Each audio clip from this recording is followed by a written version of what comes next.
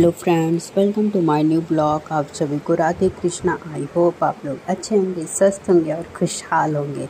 सुबह हो गई है, मैं भी आ गई नहा धो के अपने लड्डू को जगाने। और धूप अभी से निकल चुका है, बारिश हो ही नहीं रहा। हर जगह बारिश हो रहा है पर पता नहीं क्यों हमारे एरिया में बारिश नहीं हो रहा।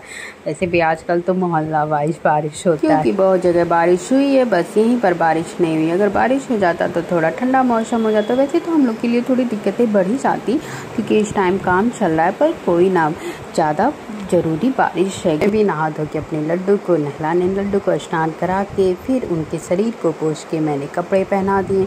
उसके बाद मैं कपड़े पहना कर मैंने लड्डू के सारे श्रृंगार को कर दिए। अब मैं लड्डू की पूजा अर्चना करूँगी। पूजा अर्चना करने के बाद मैं उनको भोग भी लगा दूँगी।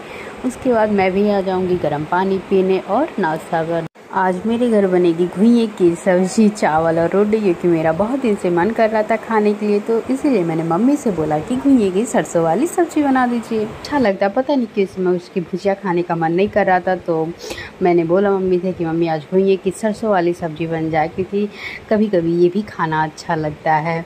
तो इसीलिए मम्मी ने घुइयाँ को छील लिया। वैसे तो इसको छीलना बड़ी मुश्किल की बात होती है, क्योंकि हाथ में पूरा खचलाहट हो जाता है और कच्चा ही इसको बनाना पड़ता है, इसीलिए और दिक्कत हो जाती है। अगर बॉयल करके बनाना पड़ता तब तो उतनी नहीं खुजली होती। उसके बाद मम्मी ने छील दिया और मैंने सोचा कि लाओ मैं ही बना देती हूँ सब्ज़ी। उसके बाद मैंने सरसों लिया, मिर्चा, लहसुन, इस सब मसालों को पीस कर, और मैंने कढ़ाई में तेल, मेथी, हींग ये सब डाल के फिर मसाले को डाल के अच्छे से भून लिया। उसके बाद फिर मैंने उसमें सब्ज़ी डालकर उसको भी अच्छे से भून कर, फिर भूनते भूनते कुछ देर बाद फिर मैंने पानी डाला और उसमें खटाई भी डाल दिया, क्योंकि सब्ज़ी सरसों में जब तक खटाई ना पड़े तब तक उसका मज़ा नहीं आता। थोड़ा भी खट्टे खट्टे आते तभी उसका मज़ा आता। और इधर रोटी और चावल भी बन गया है। खाना बन चुका था। मैं आ गई अपने लड्डू को खिलाने। मैंने लड्डू को सब्ज़ी नहीं लिया, मैंने आलू का भरता और चावल अपने लड्डू को खिला दिया। लड्डू को खाना खिलाकर मैं भी आ गई खाना खाने, क्योंकि सरसों वाली सब्ज़ी गरम गरम रहती है तभी मज़ा आता है। फिर मैं भी बैठ गई खाना खाने में और मम्मी साथ में बैठ के खाना खा लिए। उसके बाद फिर मैं आ गई अपने लड्डू को सुलाने। लड्डू के सोने का टाइम हो गया था। मैंने उनके श्रृंगार को उतार कर पानी पिलाकर अब उन्हें सुला दूँगी। उसके बाद फिर मैं भी चली जाऊँगी, कुछ देर आराम करूँगी, फिर पढ़ने बैठ जाऊँगी।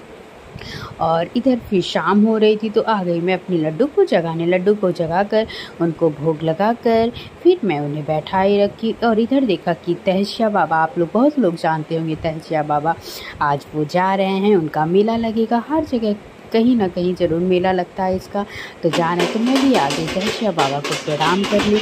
इसके बाद फिर मैं आ गई अपनी लड्डू को खीरा खिलाने। लड्डू को खीरा खिलाकर आ गए हम लोग भी खीरा खाने। उसके बाद अब इधर शाम हो रही थी तो भगवान की पूजा अर्चना का टाइम हो गया था। भगवान जी की पूजा अर्चना हुई। पूजा अर्चना होने के बाद फिर मैंने आकर अपने लड्डू के लिए दूध गर्म कर दिया। दूध गर्म करने के बाद फिर उन्हें मैंने पिला दिया। और इधर फिर खाना भी बनना स्टार्ट हो गया। खाना अब बन चुका था, सब लोग खाना खा रहे थे और फिर मैं भी बैठ गई खाना खाने। खाना खाने के बाद फिर भाई का फ़ोन आ गया। मैंने कुछ देर उससे बातें की और फिर आ गई मैं अपने लड्डू को सुलाने। मैंने लड्डू के श्रृंगार को उतार कर उनके मुंह को पोंछ कर और फिर उनको पानी पिला दिया। उसके बाद अब मैं लड्डू को अपनी सुला दूँगी। लड्डू को सुलाने के बाद हम लोग भी चले जाएंगे अपने बिस्तर पर। कुछ लोग फ़ोन चलाएंगे, कुछ लोग सो जाएंगे। मैं भी एक दो वीडियो अपना पढ़ूँगी, उसके बाद फिर मैं भी सो जाऊँगी। आप सभी को अगर ये मेरा ब्लॉग अच्छा लगा हो तो प्लीज़ लाइक, सब्सक्राइब, शेयर और कमेंट करना मत भूलिएगा। आप सभी को राधे कृष्णा और शुभ रात्रि। Bye bye.